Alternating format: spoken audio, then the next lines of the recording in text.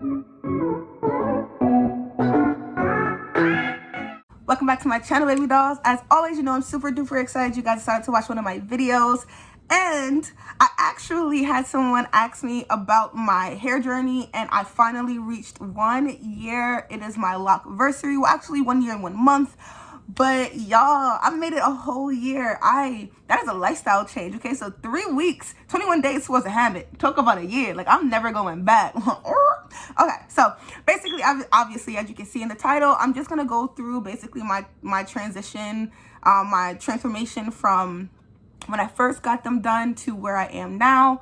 This is where I'm at now. It is freshly done. I got my hair done yesterday, and I'm feeling myself. What the fuck? All right, so I started off February of last year, and I'm gonna be looking down because I have my phone here. So I started my LOC journey in February, right after my birthday. And the first thing I would say, I'm gonna toss a few tips in here as well, is make sure you're starting on healthy hair, because I started transitioning into LOCs right off of having straight hair, and on top of my hair already being like 3B, 3C, which is super fine anyway. Not a great mix, but this is what it looked like when I first did it. I started off with the 2-strand twist. I didn't do the coil method. 2-strand, it was past my shoulders because I still had the length from, when my hair was straight. But all that disappears soon. I'm gonna tell you. So super thin, as you can see. The black was cute and all that, but at the end I had a little curly cues popping up and all that. I was cute, right? I was flexing there, right? I knew that I wanted my LOCs to be on the thinner side versus on the chunkier side. So I started them off really thin, and they looked super thin right here, as you can see, because as I said, my hair wasn't super healthy. So it didn't already have the natural thickness to it that it would normally have. And again, it's not even normally that thick because I have 3B, 3C hair. So, okay. Then I decided that, as you can see, I feel like I should have been born blonde. Even before like going in and transitioning into LOCs, I used to do my wigs. All my wigs are platinum blonde 613. Like, if y'all was in the wig world, y'all know 613, like from the rooter to the tutor, like all the way. So after 3 months, I decided I wanted to dye my hair, and this was the result. I thought I was cute. I was mixed matchy, all messed up, patchier than motherfucker, but you couldn't tell me nothing. I was too cute. I was feeling myself, and I still was keeping the length at this point.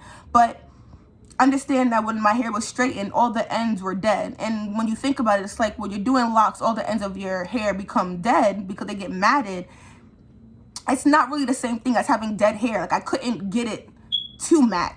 They were just dead. They were lifeless. They weren't holding on to each other. There was nothing there. So what I ended up doing was cutting off all of those little curly cues, all those ones that were super thin and it wasn't forming, because after I had bleached my hair, partially because I wanted it to be blonde, but also because it would change the texture of my hair and make it a little bit drier, make it a little bit more coarse so that it could grab onto itself and actually lock.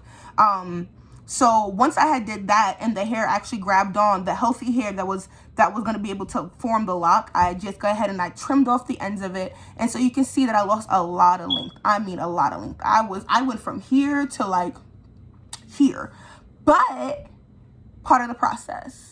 Okay, part of the process. I still trim my ends a little bit to this day. Any ones that I feel like are just kind of hanging off and just not with the rest of it. Dead hair is dead hair. You can't save it. So just let it go. Okay, just let it go. Take it from me. So maybe like a month or so later, I felt like I was starting to see a little bit of my hair drop, because that's the one thing that you want to see. But for me, that wasn't really the case. As you can see, my hair is still pretty like on the shorter side. It is twisted up, so it looks way shorter than it actually is. But what I would say is that the first year, even when you're starting off with healthy hair, I believe that it's about the girth of your dread. It's about wrapping itself up and actually forming that LOC. After the first year, I truly believe, from my own experience, because I've already started to see dropping, like true dropping, and from me doing other people's hair, after the first year, your hair will start to drop because now it's locked. You know, it can work on getting longer versus working on wrapping around itself and protecting itself and making sure that you have a nice, strong, healthy LOC. So at this point, I thought I was cute because I was seeing some length, right? feeling myself, right? Look at me. I had up in a little bun, a little slick back. I was cute, right? I was cute. Now, this is me 5 months in, right? At this point, I'm still doing my own hair. I feel like I'm doing a pretty good job. I feel like if you see it, I'm maintaining really well. My parts are still good. My foundations are good. You can see that my hair is definitely locking up and holding and maintaining that the lock itself versus still looking like a 2-strand twist. Like at this point, most of them you couldn't even tell were 2-strand twists. Like if you looked at me, my hair was locked. Okay, sis, so you couldn't tell me nothing. So this was month 5. So then around, I want to say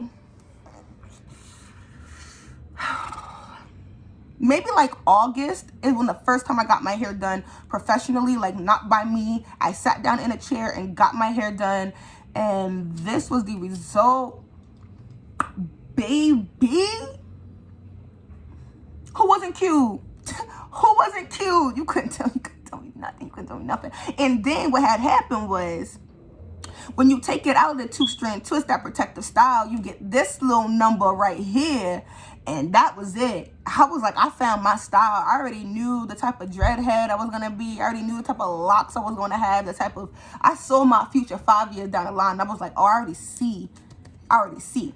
So over the summer, I basically just kept, going back to her or just maintaining this sort of like curly twist out style. Serving you looks, serving you realness, serving you giving me life. You know what I mean? I was cute. So here we go, 2 months in, I'm at 7 months, and I'm showing you where my length is at. So you saw when I had first dyed my hair, I had cut off all that length, and I was like here. At this point, my hair has dropped just a little bit. I was feeling myself. I was like, ooh, ooh, you know what I mean? Like I was cute. But I still had a few little dead ends I wasn't feeling, so I cut those off a little bit. And this was, I think, about November. Yeah, this is about November. I'm pulling up close to my 1 year. You see all this new growth from when I had dyed it. You see the length is coming. Listen, I'm cute. And I was killing it with them blue contacts. Stop playing. I'm about to get them bad. What you talking about? So yeah, that was cute. So then I got tired. I was like, all right, all this new growth not gonna work for me. I don't know what to tell you. So I went ahead and I re-dyed my hair, and this was the outcome. And listen, look at that texture at this point. Like texture, like zoom in on the texture, like giving it to me.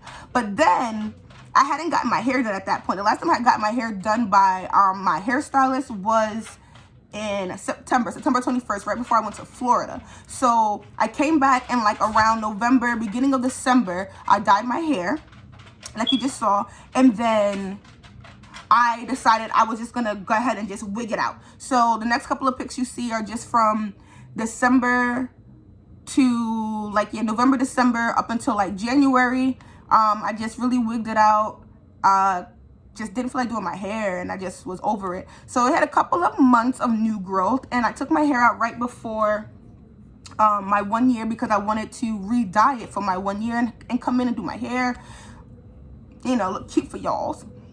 But this is what it was looking like when I took it fresh out of a wig, and I washed it. So yeah, y'all Bob Marley in this bitch. Y'all not telling me nothing. Y'all not telling me nothing about nothing, okay? So then I decided one more time, I really wanted to get my hair to about this color, and I actually want to make it a little bit more like on the cooler tone, like ashier or whatever. So, but then this was me when I freshly dyed my hair, which was about a week or two ago, pretty recent.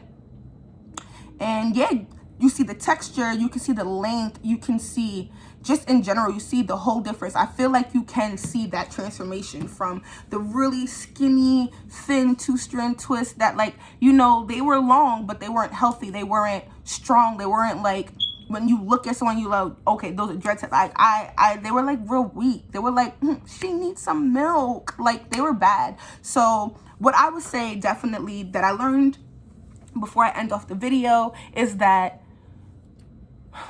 don't worry about the length. The same thing like when you have curly free hair. Don't worry about the length. Worry about making sure that you're maintaining your hair and the healthiness of it. You want to make sure that your scalp is always oiled. I definitely slacked on that, and my hair was being so dry it didn't grow and promote healthy hair growth as it should. And so yeah, make sure y'all stay tuned to my channel, because I'm gonna be talking a lot more when I get to 18 months. We're gonna do a length check. We're gonna see what's happening, what's popping, and until next time.